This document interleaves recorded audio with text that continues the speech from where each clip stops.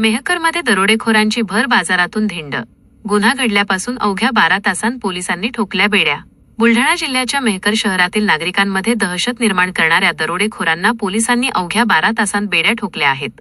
एवढेच नाही तर आज पोलिसांनी या दरोडेखोरांची भर बाजारातून थेट धिंड काढत त्यांना चांगलाच पोलिसांचा इंगा दाखवला आहे.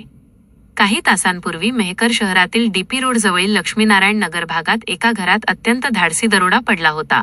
दरोडेखोरांनी घरात घुसून लूटमार केली आणि दुचाकी घेऊन फरार झाले होते. या घटनेमुळे संपूर्ण मेहकर शहरात भीतीचे वातावरण पसरले होते आणि नागरिकांमध्ये असुरक्षिततेची भावना निर्माण झाली होती. घटनेचे गांभीर्य ओळखून पोलिसांनी तपासाची चक्रे वेगाने फिरवली. गुप्त माहिती आणि तांत्रिक विश्लेषणाच्या आधारे पोलिसांनी अहोरात्र मेहनत घेतली. अखेर गुन्हा घडल्यापासून अवघ्या 12 तासांच्या आतच फरार दरोडेखोरांना जेरबंद करण्यात पोलिसांना मोठे यश आले. पोलिसांनी त्यांच्या मुसक्या आवळून त्यांना कोठडीची हवा दाखवली आहे.